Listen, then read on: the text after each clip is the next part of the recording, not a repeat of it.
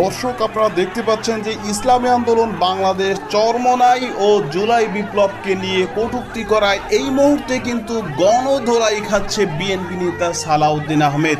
BNP নেতা সালাউদ্দিন আহমেদকে গণধোলাই দিচ্ছে জনগণ মিলে।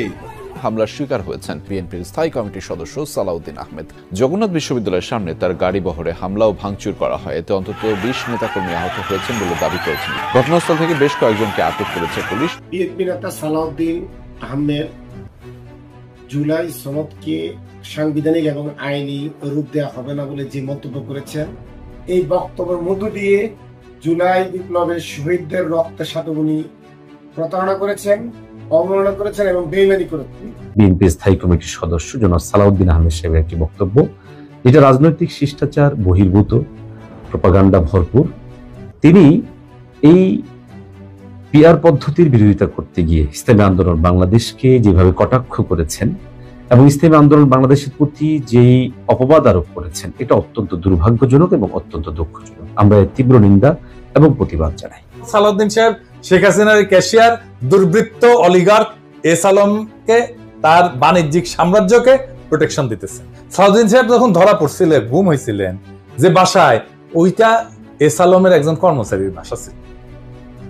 অদ্ভুত ব্যাপার না? ফিরে আসলেন যে গাড়ি চললেন, সেটাও একজন এস আলমের গাড়ি। যারা এই কথা বলছে তারা একটা চোরের দল, যারা 16 বছর আওয়ামী লীগের সাথে ছিল, আওয়ামী লীগের সমস্ত নির্বাচনকে বৈধতা দেওয়ার জন্য হাত পাকা দিয়ে বাতাস করেছে। ইসলামী আন্দোলন দল বাংলাদেশে এতদিন শেখ হাসিনা ও আওয়ামী লীগদের হাত পাখা দিয়ে বাতাস করে তাদেরকে বৈধতা করেছেন না, তাদের বিপক্ষে আন্দোলন করে তাদেরকে এদেশ থেকে ত্যাগ করতে বাধ্য করেছেন, সেটা এদেশের জনগণ ভালো মতনই জানে। এবং এদেশের জনগণ এটাও জানে যে ভারতে গুম হওয়ার নাটক করে রয়ে সে ট্রেনিং নিয়ে এবং রাজার গোলায় থেকে এই জুলাই বিপ্লব দেশ স্বাধীন হওয়ার পর এখন বাংলাদেশে এসে ইসলামী দল ও অন্য অন্য দলকে নিয়ে গুজব ছড়ায় এবং কটূক্তি করে। এবং বিএনপির আলোচিত নেতা সালাউদ্দিন আহমেদ সে ইসলামী দলকে চরের দল বলে আখ্যায়িত করেছে। তবে সেই কথার উত্তর দিয়ে দিয়েছে এদেশের জনগণ এই বলে যে ইসলামী দল যদি চরের দল হয়ে থাকে তাহলে তোমরা হয়েছো চোরের দল। এই সালাউদ্দিন আহমেদ সে ইসলামী দলকে নিয়ে এবং অন্য অন্য দলকে নিয়ে গুজব ছড়ায় এবং কটূক্তি করার কারণে তাকে ইতিমধ্যে এদেশের জনগণ গলদোলায় দিয়েছে। সেই বিষয়ে ভিডিও শুরুতে দেখেছেন শিরোনাম কিছু অংশ, এবার দেখবেন সম্পূর্ণ ভিডিও জুড়ে বিস্তারিত। তার আগে ভিডিও অন করে যারা সাবস্ক্রাইব করেছেন তাদেরকে ধন্যবাদ, আর যারা এখনও সাবস্ক্রাইব করেন নাই তাদের কাছে অনুরোধ সাবস্ক্রাইব করে পাশে থাকা বেল আইকনটি চালু করে দেবেন। তো দর্শক, চলুন এবার আমরা দেখব যে এই সালাউদ্দিন আহমেদ সে ইতিমধ্যে এদেশের জনগণের হাতে গণদোলাই খেয়েছেন। এবং তার পূর্বে আমরা একটু দেখব যে এই সালাউদ্দিন আহমেদ তার বিষয়ে পিনাকি ভট্টাচার্য খুবই গুরুত্বপূর্ণ কিছু তথ্য ফাঁস করে দিয়েছেন। সে বিষয়ে ধৈর্য ধরে একটা লাইক দিয়ে সম্পূর্ণ ভিডিও দেখতে থাকুন। সালাউদ্দিন সাহেব শেখ হাসিনার ক্যাশিয়ার, দুর্বৃত্ত অলিগার্ক এস আলমকে, তার বাণিজ্যিক সাম্রাজ্যকে প্রোটেকশন দিতেছে। সালাউদ্দিন সাহেবের স্পষ্ট বক্তব্য দেওয়া উচিত, বিএনপির স্পষ্ট বক্তব্য দেওয়া উচিত। সালাউদ্দিন সাহেব যখন ধরা পড়ছিলেন, গুম হয়েছিলেন যে বাসায়, ওইটা এস আলমের একজন কর্মচারীর বাসা ছিল। অদ্ভুত ব্যাপার না? ফিরে আসলেন যে গাড়ি চললেন, সেটাও একজন এস আলমের গাড়ি।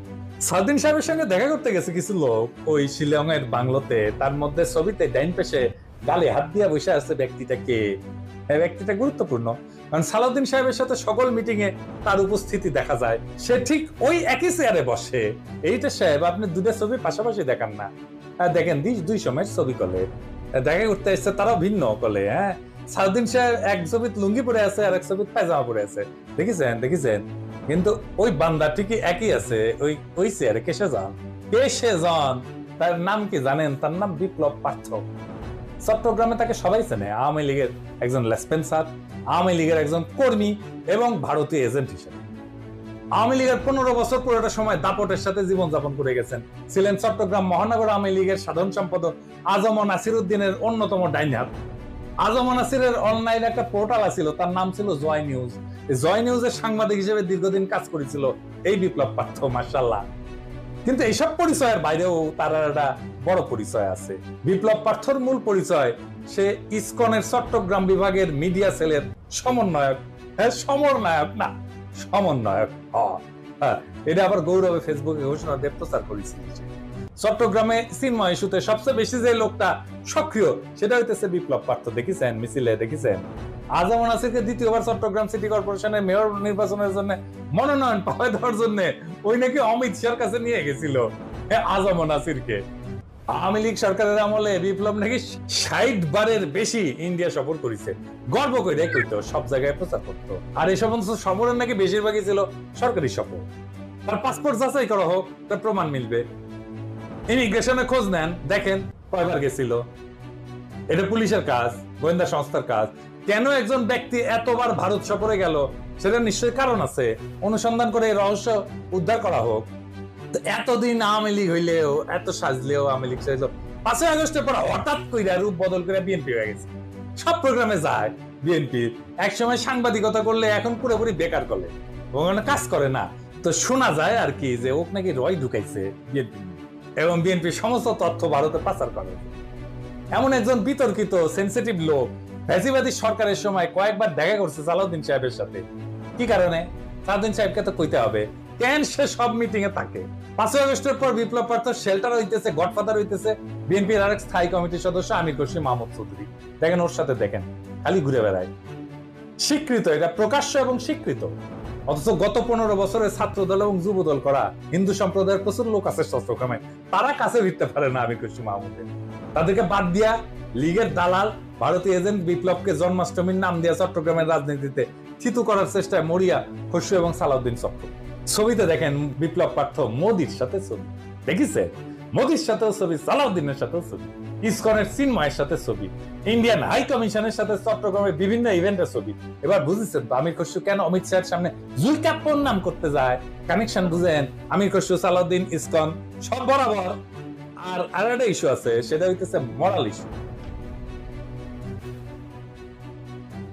আমার স্কুলের বড় ভাই ডাক্তার ফিরোজ খুব ভালো ছাত্র ছিল, ডাক্তারি শেষ কইরা উনার ক্যারা উঠেছিল, উনি পলিটিক্স করবেন, খালেদা জিয়ার অ্যাসাইনমেন্ট অফিসার, খুব দাপুটের নেতা ছিলেন বিএনপি। শুনতাম উনি নাকি দুর্নীতি করে ফাটাই ফেলিছে। তারপরে শুনি 1/11 পর অস্ট্রেলিয়াতে গেছে। একটা ছোট্ট ঘরে 2 মেয়ে সহ পুরা পরিবার নিয়ে ওই একই ঘরে থাকা, ঘুমানো। নিজে নাইট গার্ডের চাকরি করেছেন ডাক্তার। হারিস চৌধুরী সিলেটের জমিদার বংশের ছিলেন, রাজনীতি করে এসে সব হারিয়েছিলেন। 1/11 পরে থাকতেন পান্তপথে, খুবই দিনহীন ভাবে, পরিচয় লুকায় মারাও গেছেন। পরিচয় লুকায় বেওয়ারি হিসাবে তাকে দাফন করেছে। নিরাপত্তার কারণে পেট চালানোর জন্য চাঁদনি চকে কাপড়ের দোকানে কর্মচারীর কাজ করতেন, সেরা পাঞ্জাবি পরতেন, রিক্সায় চড়ার পয়সা ছিল না, হাইটা যেতেন। মির্জা ফখরুল নিজেই বলছেন এই আওয়ামী লীগের আমলে বিএনপির নেতা কর্মীরা বাড়ি ছাড়া হয়ে ঢাকায় এসে রিক্সা চালায়, উনি কান্দিছিলেন, করে কান্দিছিলেন। আর আপনি সালাউদ্দিন সাহেব রাজার হালে থাকেন, শিলং এ লজ্জা লাগে না সালাউদ্দিন সাহেব? আমরা ভারতে থাকার টাইমে সকল খরচা কিভাবে করেছেন জাতিকে জানাইবেন। ইসকনের সাথে আপনার কি সম্পর্ক সেটাও জানাবেন, জাতির এটা জানার অধিকার আছে। 1975-এ সোহরাওয়ার্দীর বডিগার্ড জয় বাংলা হয়ে যাওয়ার পরে বেশ কিছু বছর কাটাল রানী ইন্ডিয়া ছিল। সেখান থেকে বাংলাদেশে ফিরে আমাদের উপরে স্টিম লোডার চালাইছে ফ্যাসিবাদের, সাথ দিয়ে আবার ভারতে পালায় গেছে। অনেকে বলে হাসিনা পালায় যাওয়ার পরে সালাউদ্দিন নামের এই বিএনপির নেতাকে ভারত বাংলাদেশে পুশব্যাক করে দিচ্ছে। এতদিন আসতে পারেননি উনি, তারপরে 1 সপ্তাহ যায়নি হাসিনা পড়ছে, ওনারে পেটে দিল, আগে পেটাচ্ছিল না। কাকতালীয় ভাবে জীবনের বড় একটা সময় হাসিনার চেয়েও বেশি সময় ভারতেই ছিলেন। তো এই সালাউদ্দিন সাহেব ইদানিং হাসিনার মতো উদ্ধত ভাবে কথাবার্তা বলা শুরু করেছেন। সামনে ওনাকেও সম্ভবত আমরা হাসিনার প্রতিবেশী হিসেবে ভারতে দেখতে পাবো। মাশাআল্লাহ। সালাউদ্দিন সাহেব, মানুষ আপনারা ইন্ডিয়ান মাল ভাবে, আপনি শুনেন না, কিন্তু ক্যামেরা ঠিকই শুনে। এই যে দেখেন আপনারা কয় ইন্ডিয়ান মাল আসিস।